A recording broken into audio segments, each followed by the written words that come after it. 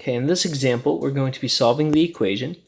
We have the cube root of the sum of x and 4 equal to 3 times the cube root of the difference of x and 5. So with this, there's two general strategies depending on how the setup is. If you have one radical, typically you start by getting rid of the stuff outside, getting rid of the radical, then finish up solving. If you have two radicals, the process involves just go ahead and trying to get rid of the radical by raising to the power on both sides right away. Sometimes you might want to manipulate it, sometimes you don't. All kinds of situations with that, depending on the circumstances.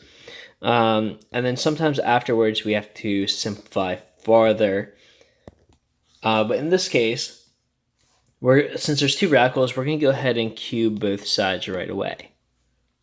Cubing a cube root are going to cancel each other out, leaving us with x plus 4.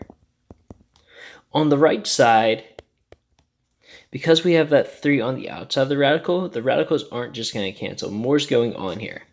This 3 is connected by multiplication, and one of our exponent properties say that if we are multiplying things and raising that product to a power, we can find the power of each individual base.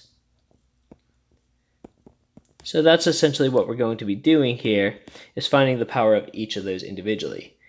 The third power of 3 is 27. And when we cube a cube root, we just get x minus 5. It is important to keep the x minus 5 in parentheses, as there were two terms and you were multiplying the entire expression by the 3 originally, so you should be doing the same thing here. So after you raise the power on both sides for an equation that has two or more radicals, sometimes you have to simplify, and you may have to use a radical again, or an exponent again. It just depends on the situation. In this case, we can easily simplify this equation by distributing 27 through, giving us 27x minus 135. This is a basic linear equation, so we don't have to worry about some extra things that we might have to do in different problems. We're going to move x's to one side by subtracting x from both sides. And then from there, it is a two-step equation. So 2 steps, we'll get rid of addition and subtraction. So we have 139 is equal to 26x. And then finally, we'll divide both sides by 26. 139 over 26 doesn't reduce, so it would just be x equals 139. I think I said 129 a second ago. 139 over 26. We should check the answers. I'm going to check the answer with Desmos here, because this is a fraction and make it a lot easier on ourselves here. So I'm going to pull up Desmos in its pop-up view and check the answer that way this time. No, okay. I'm just going to have to go back and forth because it's being stubborn. So the cube root of x plus 4, that's our first equation.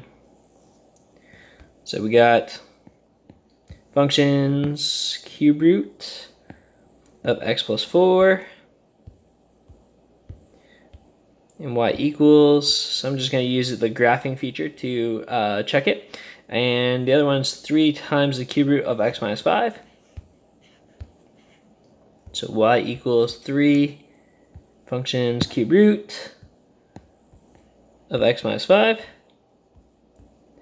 and they intersect right there at 5.346, which our answer we had was 139 over 26, which you can see that is the decimal that we have there. So we are good. 139 over 26 does indeed solve it. And that's it.